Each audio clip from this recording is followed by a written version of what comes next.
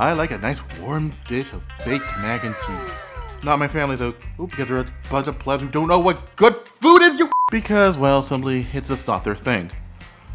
That is, this past Christmas, when I made a nice hearty batch of potatoes au gratin. Thinly sliced potatoes baked in a creamy cheese sauce. Man, this dish is so rich and creamy and cheesy. It's kind of pointless serving this as a side dish. This can be a main dish unto itself. And if you want to know how to make it, well, stay tuned.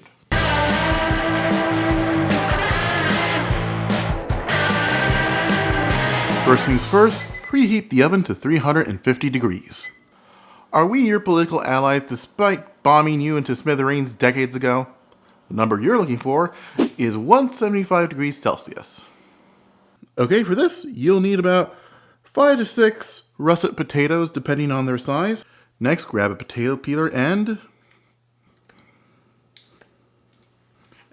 peel them. Next, grab a mandolin slicer, set it to its second or third thinnest setting. And if you think I'm being a beta male, read this story a commenter left on one of my videos. I am not responsible for any damages caused to your computer by you throwing up on it. Anyway, enough legal mumbo jumbo. Grab a potato and start slicing away.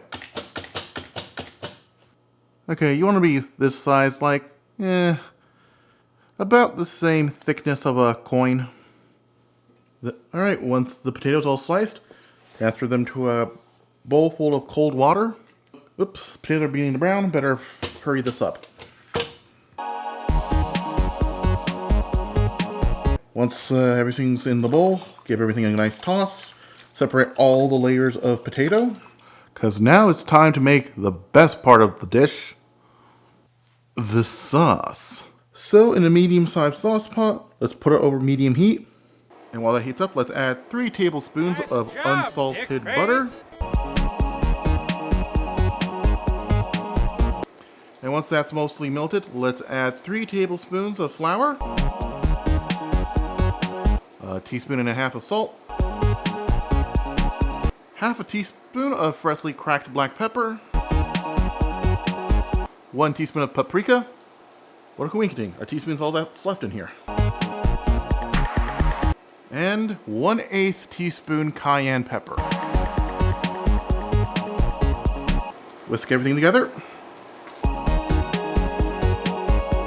Now then, let's toss in 3 to 5 cloves of minced garlic. I know, a Cuttin kitchen recipe that uses too much garlic. In a related story, water is wet and paper is thin. Next, let's add 3 cups of heavy cream. And I gotta finish off this one first. Oh, wait. Lower the heat down to medium-low. Then add the cream. Add it slowly. We don't want huge lumps of flour. Okay, all the cream is accounted for. Let's bring this to a boil and thicken it over high heat.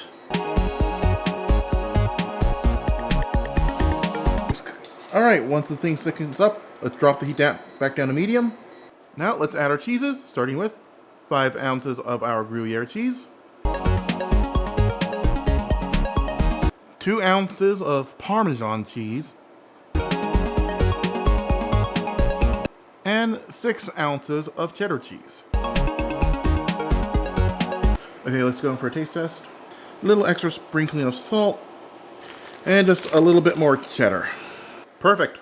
Okay, this is where everything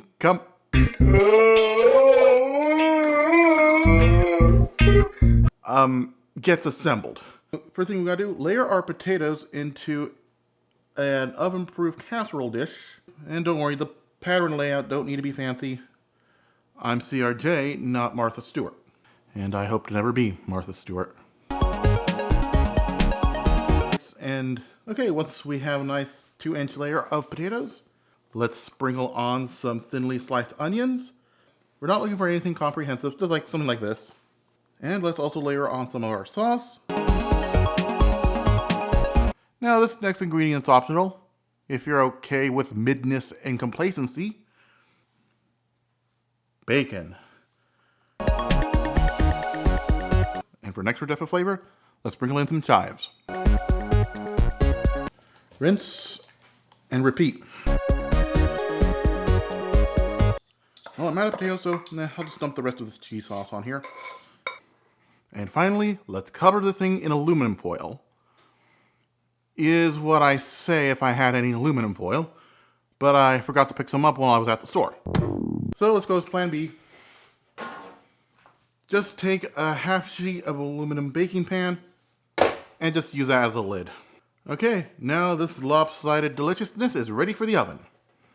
All right, let's insert our potatoes into the middle of our oven, along with the foil, and let that cook for 1 hour.